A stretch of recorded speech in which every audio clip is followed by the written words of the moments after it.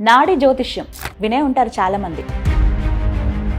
పూర్వ జన్మలు తెలియటం, మళ్ళీ జన్మ ఉందా లేదా అని తెలుసుకోవటం, కొన్ని సమస్యలు ఏవేవైతే పట్టి పీడిస్తున్నాయో వాటికి ఒక సమాధానం దొరకడం, పరిహారాలు ఇవన్నీ కూడా తెలుసుకోవచ్చు. ఒక కుటుంబంలో భార్యాభర్త ఫ్యామిలీగా ఉండే వాళ్ళకి ఎందుకు మనభేదాలు వస్తుంది, ఎందుకు మధ్య మధ్యలో గొడవ వస్తుంది? ఈ తాళపత్రంతో మన భవిష్యత్తు గురించి అన్ని తెలుసుకోవచ్చు. తోడపుట్టారు ఉంటారు, వాళ్ళ ఇద్దరు రిలేషన్ ఎలా ఉంటుంది, వాళ్ళ ఫ్యూచర్ మంచిగా కలిసిమెలిసి ఉంటారు, వాళ్ళకి వీళ్ళకి సపోర్ట్ ఎలా ఉంటుంది. ఒక మందికి సంతానమే పుట్టదండి. పుట్టలేకపోతే దానికి పరిష్కారం ఏంటి, ఎందువల్ల పుట్టలేదు, ఏ దోషాలు ఉంది, అవి కూడా తెలుసు. నమస్కారం, వెల్కమ్ టు సుమన్ టీవీ. నేను గీతాంజలి. నాడి జ్యోతిష్యం వినే ఉంటారు చాలా మంది. తమిళనాడులోని వైదీశ్వరన్ కోవెల్ ఈ ఆలయం దగ్గర ఒక ఆఫీస్ ఉందండి.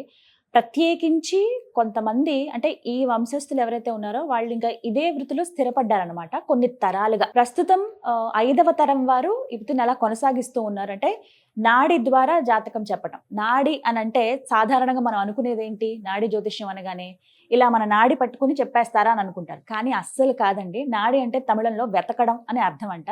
వెతికి అంటే సెర్చ్ చేసి మన జాతకం ఏంటో చెప్తారు. అది కూడా ఎలాగో తెలుసా, తాళపత్ర గ్రంథాల ద్వారా. అంటే అర్థం చేసుకోండి, 2000 సంవత్సరాల క్రితం 18th సెంచరీలో ఉన్నటువంటి వాళ్ళు అప్పటి నుంచి కంటిన్యూ అవుతున్నారనమాట. ఇప్పుడు 5th జనరేషన్ వాళ్ళు చెప్తున్నారు. మనతో పాటు నాడి జ్యోతిష్యంలో నిష్ణాతులైనటువంటి మహేంద్రన్ స్వామి గారు ఉన్నారండి. గురూజీ ఇప్పటికి ఎంతో మందికి ఇలా జాతకం చెప్పారు. చాలా మందికి ఆ జాతకం ద్వారా ఏంటంటే పూర్వ జన్మలు తెలియటం, మళ్ళీ జన్మ ఉందా లేదా అని తెలుసుకోవటం, కొన్ని సమస్యలు ఏవేవైతే పట్టి పీడిస్తున్నాయో వాటికి ఒక సమాధానం దొరకడం, పరిహారాలు ఇవన్నీ కూడా తెలుసుకోవచ్చు.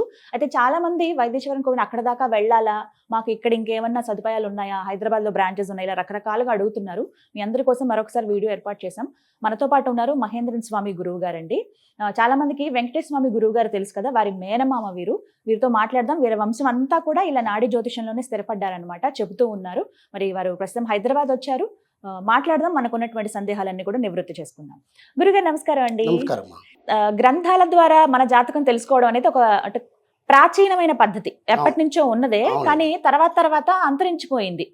ఇప్పుడు వచ్చినటువంటి కొన్ని వివిధ పద్ధతుల ద్వారా మొహం చూసి కొంతమంది చెప్తారు, చేయి చూసి కొంతమంది చెప్తారు, అలాగే పేరు అవన్నీ తెలుసుకున్న నక్షత్రాలు బట్టి కూడా కొంతమంది చెప్తారు.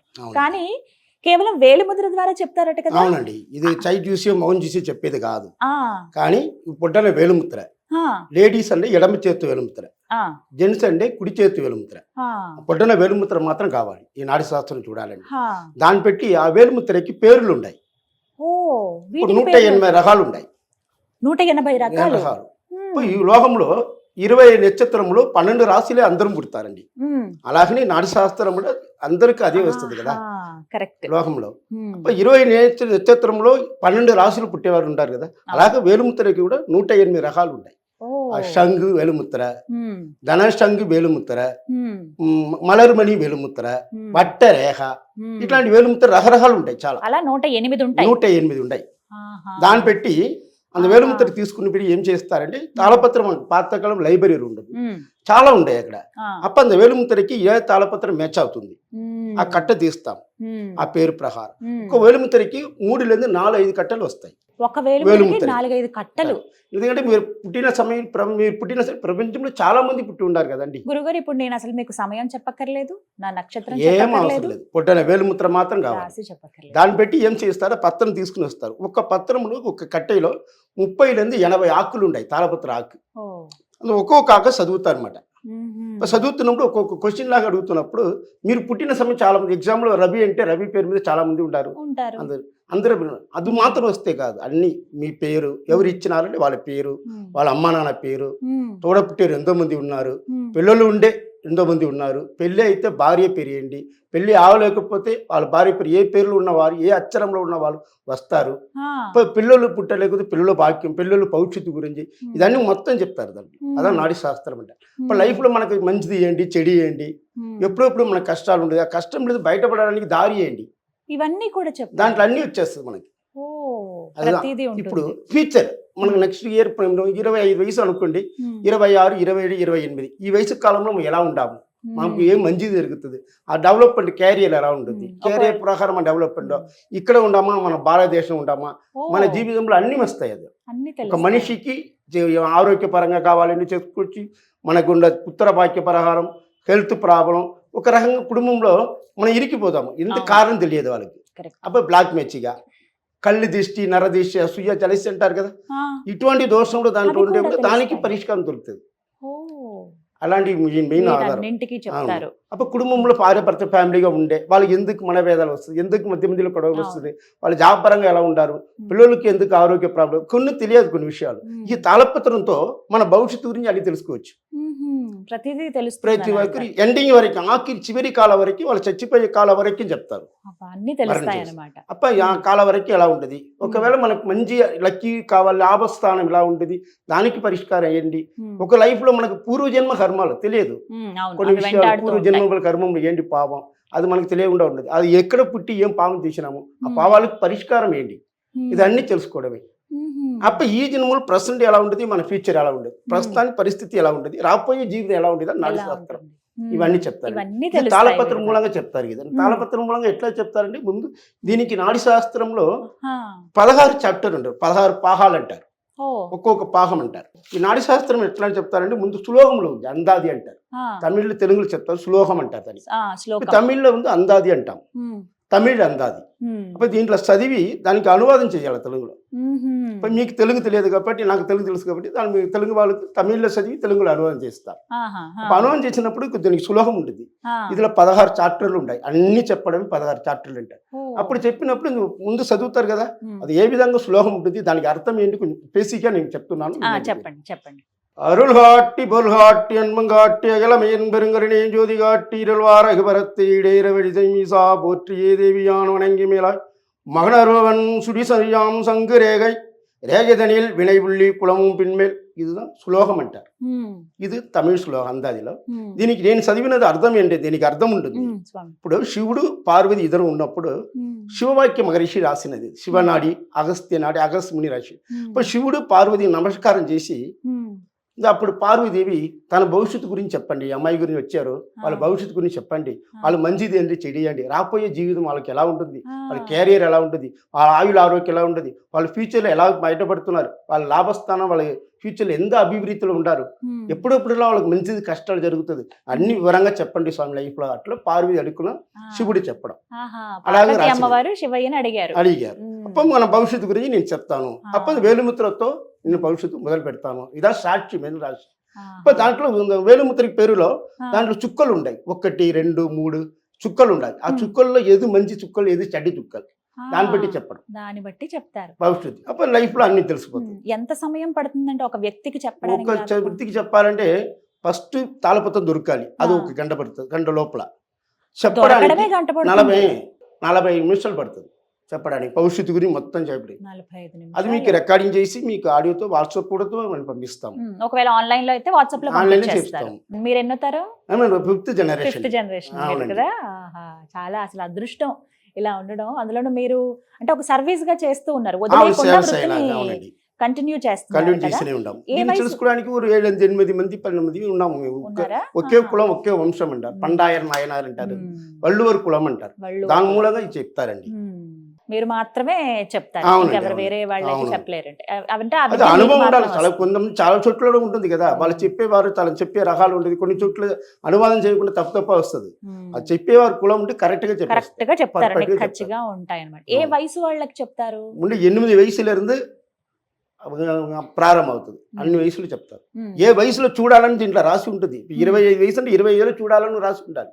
అక్కడేందా మీ భవిష్యత్తు ప్రారంభం అవుతుంది. అన్ని వయసులు అందరికి వచ్చే వాళ్ళకి దొరకదండి. అలా అంటే ఎవరు వచ్చినా సరే దొరకడం కదా దేవుడు అనుగ్రహం, వేలుముద్రల విధి ఉంటేనే ప్రాప్తం. అది రాసినది దొరుకుతుంది. వింటున్నారా? ఇప్పుడు నేను జాతకం నాకు తెలియాలని అనుకున్నానండి, అలా అని నేను వెళ్ళాను అనుకోండి, నా జాతకం దొరకకపోవచ్చానంట. దానికోసం వెయిట్ చేయాల్సి ఉంటుంది. ఇంకా ఎన్నేళ్ళు అయితే కనుక అన్నేళ్ళు వెయిట్ చేయాలి. అలా కొన్ని సంవత్సరాల పాటు వైదీశ్వరన్ కోవిల్ దగ్గర వెయిట్ చేస్తున్న వాళ్ళు కూడా ఉన్నారటండి. కొంతమంది అయితే కొన్ని ఇయర్స్ బ్యాక్ అలా అక్కడ ఉండిపోయారంట, టెంపుల్ దగ్గర ఎప్పటికీ తెలుస్తుందని చెప్పి. ఖచ్చితంగా ఈ వయసులో తెలుస్తుందని ఉంటుందా అండి? అవునండి. 13 వయసులో 13లో దొరుకుతుంది, 15 దొరుకుతుంది. దాని ముందో వెనకో దొరకదు కాదు. అలా ఇప్పటివరకు ఎవరైనా దొరకకుండా ఉన్నారా? చాలా మంది ఉండారండి. చాలా మంది దొరకకుండా వెతికి తాను నాటి శాస్త్రం మళ్ళీ చూసి ఊరికి పోయి 10 సంవత్సరం తర్వాత మళ్ళీ వచ్చి సర్చింగ్ చేస్తారు. ఆ వయసులో దొరుకుతుంది. ఏ వయసులో రాసి ఉండదు, విధి ఉంటుంది తెలుసుకోవాలి అని. అప్పుడు అక్కడేంది మన భవిష్యత్తు తెలుసుకోవాలి. మాత్రమే తెలుస్తుంది. నిజంగా ఇది దైవానుగ్రహమే. శివయ్య లేలే అనిపించింది నాకైతే. అలా తెలుసు. దీంట్లో 16 చాప్టర్లు ఉంటుంది. 16 చాప్టర్ ఎట్లా చెప్తారంటే, తప్పకుండా వాటి గురించి చెప్పండి. అంటే ముందు ఫస్ట్ చాప్టర్ ఏం చేస్తారంటే, ఒక వేలుముద్ర తీసుకుంటారు. అది మొదటే భాగం అంటారు. ఆ వేలుముద్ర తీసుకుని దాంట్లో ఏమి వస్తుందండి, దాంట్లో తల్లి వాళ్ళు ఇచ్చారు కదా వేలుముద్ర, జెంట్స్ అంటే కుడి చేతులు, పిలిచిన ఎడమ చేతులు. అందులో వేలుముద్ర ప్రకారంలో తాళపత్రం తీస్తారు. అందులో ఏం చదివి ఏం చేయలేదు, దాంట్లో వాళ్ళ పేరు, అమ్మ నాన్న పేరు, తోడబుట్టే డీటెయిల్స్, వాళ్ళ డేట్ ఆఫ్ బర్త్, రాసి నక్షత్ర వివరాలు అన్ని దాంట్లో కరెక్ట్గా ఫస్ట్ తీస్తారు. ఫస్ట్ చాప్టర్ అది. దాన్ని పెట్టి దాని రెండో చాప్టర్ ఒకటి వస్తుంది. అది ధనస్థానం అంటారు. ధనం, చదువు గురించి చెప్పడం. ఫ్యూచర్లో పిల్లల చదువు కానీ వాళ్ళ క్యారియర్ కానీ చదువు. ధన విరిత్తి ఎలా ఉంటుంది రెండో చాప్టర్లో ఉంటుంది. కుటుంబం, భార్య భర్త జీవితంలో ఎలా ఉండాలి రెండో తెలుస్తాయి. అవును. మూడో చాప్టర్ను చెప్తారు. అది మూడో స్థానంలో. ఇప్పుడు మూడో చాప్టర్ మూడో పాకం కాండం ఏంటి, కాండం అంటారు దానికి. అది మూడో పాకం ఏంటంటే తోడపుట్టే వాళ్ళ గురించి తెలుసు. తోడపుట్టారు ఉంటారు, వాళ్ళ ఇద్దరు రిలేషన్ ఎలా ఉంటుంది, వాళ్ళ ఫ్యూచర్ మంచిగా కలిసిమెలిసి ఉంటారు, వీళ్ళకి సపోర్ట్ ఎలా ఉంటుంది, వాళ్ళ లైఫ్ ఎలా ఉంటుంది, వాళ్ళ మంచిది ఏంటి చెడు ఏంటి ఫ్యూచర్లో, ఇవన్నీ మూడో చాప్టర్లో అన్ని గురించి చెప్తారు. నాలుగో చాప్టర్ ఒకటి ఉంది. నాలుగో చాప్టర్ అది మనకు ఉన్న ఆస్తి, సుఖస్థానం అంటారు. ఇల్లు, వాహనాలు, సమ్మెనది ఎప్పుడు కొనుక్కుంటాము, ఎప్పుడు దానివల్ల అసలు ఇల్లు కొంటే దాంట్లో మంచిదా చెడుదా, ఇది నాలుగో చాప్టర్లో వాహన ఆస్తి గురించి చెప్పడం. అప్పుడు నా తల్లి గురించి అని చెప్పడం నాలుగో స్థానం. ఎవరు మూలంగా మంచిది జరుగుతుంది, అది నాలుగో చాప్టర్. ఐదో చాప్టర్ అంటారు పుత్రస్థానం. పుత్రస్థానం అంటే సంతానం గురించి చెప్పడం. ఒక మందికి సంతానమే పుట్టదండి. పుట్టలేకపోతే దానికి పరిష్కారం ఏంటి, ఎందువల్ల పుట్టలేదు, ఏ దోషాలు ఉంది తెలుస్తుంది. వాళ్ళ చదువు ఏంటి, వాళ్ళ చదువు పరంగా ఎక్కడ ఉండారు, ఇక్కడే ఉండారా, బయట దేశం వెళ్ళి చదువుకుంటారా, అది దాని గురించి తెలుసుకోవడం. మన భారతదేశం చదివితే ఎలాంటి లైన్లో చదువుతారు, టెక్నికల్ ఫీల్డ్ ఉంది. ఇప్పుడు కాలంలో కలియుగ కాలం ఉంటారు, కలియుగ కాలానికి ఏ విధంగా చదువుతారు, అది ఐదో చాప్టర్లో వాళ్ళ పిల్లలు భవిష్యత్తు, వాళ్ళ ఫ్యూచర్ అన్ని గురించి, పిల్లల మూలంగా మనకి ఏంటి, తల్లిదండ్రికి ఎంత లాభం ఉంటుంది, అది అన్ని చెప్పడం. అదేదో ఐదో చాప్టర్ అండి. ఆరో చాప్టర్ శత్రు చాప్టర్ అంటారు. విరోధం, సమస్యలు వస్తాయి, కోర్టు కేసులు వస్తాయి, శత్రు వల్ల మనకు ప్రాబ్లమ్స్ ఉంటాయి. అప్పది ఇలా ఉంటుంది, కోర్టు కేసు ఉంటే దానికి తెలుస్తామా లేదా, మనకి ఎందువల్ల ఇలాంటిది జరుగుతుంది. అప్పుడు ఆరోగ్యపరంగా చెప్పడం, హెల్త్ పరంగా ఎలా ఉండేది, జబ్బులు ఉండే దానికి ఏంటి ప్రాబ్లం, అది చెప్పడం ఆరో చాప్టర్.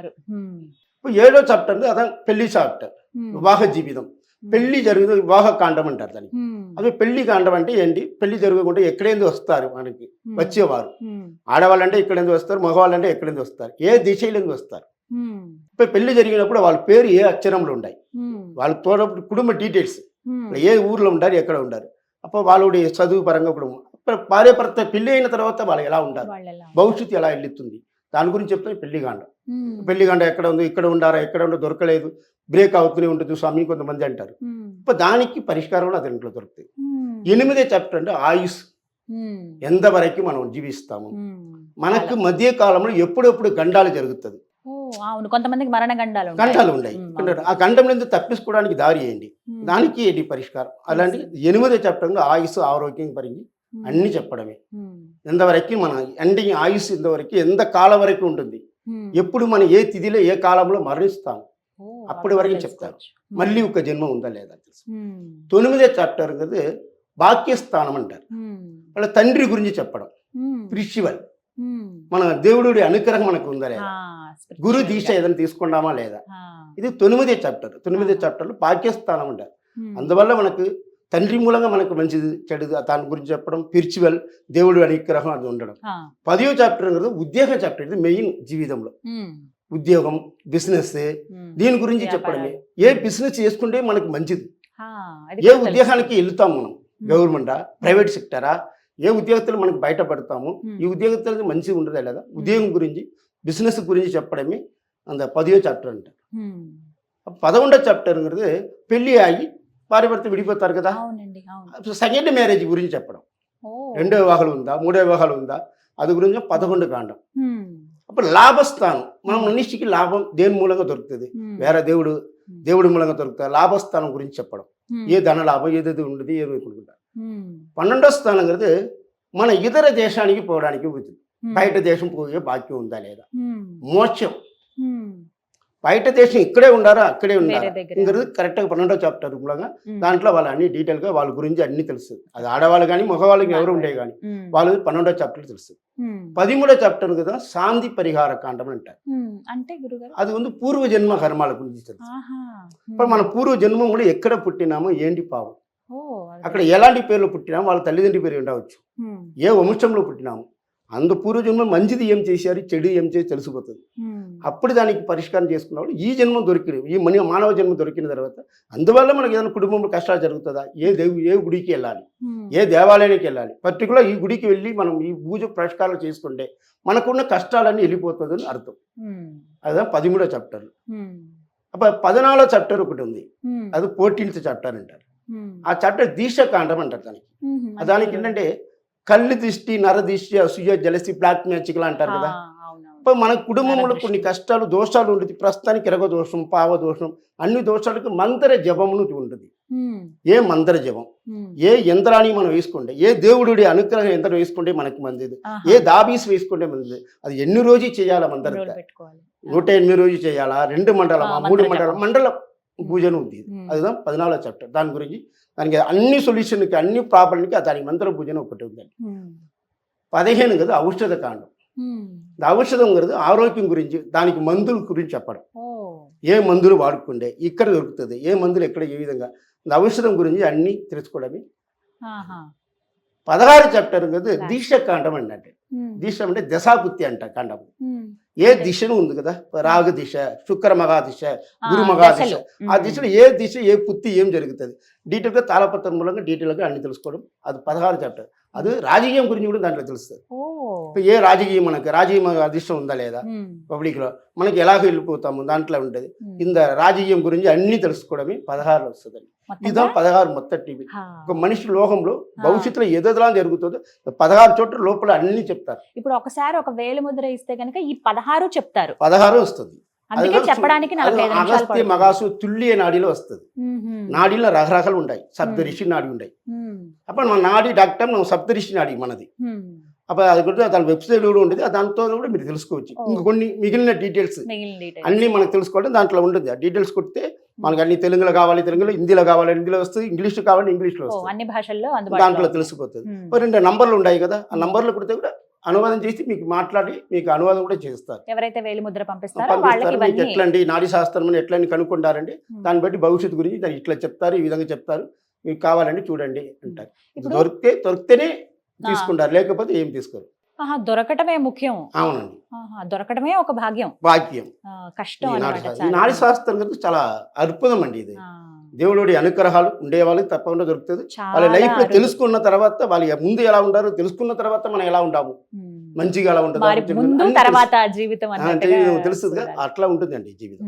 ఇదా నాడీ శాస్త్రం. ఈ 16 చెప్తారు. అవును 16 వస్తాయి డీటెయిల్ గా. ఒకే నాడీలో అన్ని చెప్తారు.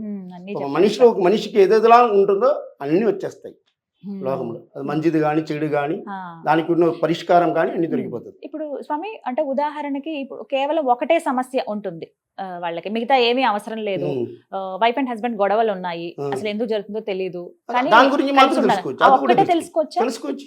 వాళ్ళ పేరు వివరాలు వస్తే దాంట్లో ఏంటి ప్రాబ్లం ఉంటుంది, దానికి సొల్యూషన్ ఏంటి తెలుసుకోవచ్చు. కొంతమందికి ఏమో గత జన్మ ఏంటి తెలుసుకోవాలని ఉంటుంది, తెలుసుకోవచ్చు. పూర్వజన్మ ఆడిస్తారు. ఫస్ట్ బేసిక్ ఫస్ట్ కాండం తాళపత్రం దొరికితే తర్వాత మన డీటెయిల్ గా ఏదో కావాలని పర్టికులర్ చాప్టర్ కూడా మనం తెలుసుకోవచ్చు. అలా ఒకటే ఇది మొత్తంగా అన్ని కూడా తెలుసుకోవచ్చు. అందుకనే 45 నిమిషాలు పడుతుంది ఒకరికి చెప్పండి పూర్తిగా. దొరికిందంటే వాళ్ళ భవిష్యత్తు గురించి అన్ని క్లియర్ గా చెప్పి వాళ్ళ వాయిస్ రికార్డింగ్ కూడా వాళ్ళకి ఇచ్చేస్తాం మేము. ఎప్పుడైనా కావాలంటే వాళ్ళ అవసరం ఉంటే అప్పుడప్పుడు చూసుకోవచ్చు, వినవచ్చు. ఎంత మంది మీరు చెప్పుంటారు కదా గురుజీ? ఉండండి చాలా మంది. నా సర్వీస్ 32 సంవత్సరం అండి. చిన్న వయసులో తాత కాలంలో వంశ పరామర్యం చూస్తున్నాం కాబట్టి అది మనకు తెలుస్తుందండి. మీకు బాగా ఆశ్చర్యం అనిపించినటువంటి జాతకం ఏదన్నా ఉందా? కొంతమంది ఉంటారు కదా, జరిగింది కదా, కొంతమందికి లక్ ఎలా ఉంటుంది. ఆశ్చర్యమైన జాతకం అంటే కవల పిల్లలుగా పుట్టుతారు, వాళ్ళు జాతకం ఒక్కటే వెలుముతారు, వీళ్ళకి వాళ్ళకి డిఫరెన్స్ అలా ఆశ్చర్యమైన విషయం వస్తుంది. ట్విన్స్ గా పుడతారు కదా, ఒకలాగే ఉంటుందా ట్విన్స్ కి? ట్విన్స్ వాళ్ళు వేలుముద్ర ప్రకారం మారుతుంది అది. అదిதான் ఆశ్చర్యం మనకి. రాశి ఒకటి ఉంటుంది, నక్షత్రం ఒకటి. కడిగి కొన్ని మారినప్పుడు నక్షత్రం వేలుముద్ర పేరు మారుతున్నప్పుడు వాళ్ళ భవిష్యత్తు వేరు, ఈ భవిష్యత్తు మారుతుంది. ఇద్దరు పిల్లలు ఒకటే చదవాలి కదా, అది లేదు. అదేదో విచిత్రం అక్కడ మనకు కనిపిస్తుంది. అవి కొంచెం విచిత్రం. మీకు బాగా బాధ అనిపించిందా ఎవరిదన్నా చూసి? వారు చాలా మంది చెప్పి, మీకు తెలుసు కదా, తెలిసిన వారు బాగా చెప్తున్నారు, మంచి తృప్తి అయిందండి, మాకు మంచిగా జరిగిందని చాలా మంది చెప్పారు. కాబట్టి చెప్పిన వాళ్ళ మూలంగానే మనకు వస్తారు. అంటే ఎవరిదన్నా చూసి అయ్యో అని బాధపడ్డారా? బాధపడి ఎవరు ఉన్నారు, వాళ్ళకు సొల్యూషన్ దొరికిపోతుంది కదా. ఇది విషయం, ఖచ్చితంగా సొల్యూషన్ ఉంటుంది. ఎటువంటి సమస్యలు కూడా సొల్యూషన్ ఉంటుంది కాబట్టి బయటపడతారు. చాలా చక్కగా చెప్పారండి. చాలా మందికి తెలుసుకోవాలనే ఆతృత ఉంటుంది, కానీ వాళ్ళకి అదృష్టం ఉంటేనే వాళ్ళ జాతకం అనేది తెలుస్తుంది అన్నమాట. చాలా చక్కగా వివరించారు. ఖచ్చితంగా అక్కడికి రావాలి అన్న నియమం అయితే ఏం లేదు. మీరు ఆన్లైన్ తో మనం తెలుసుకోవచ్చు.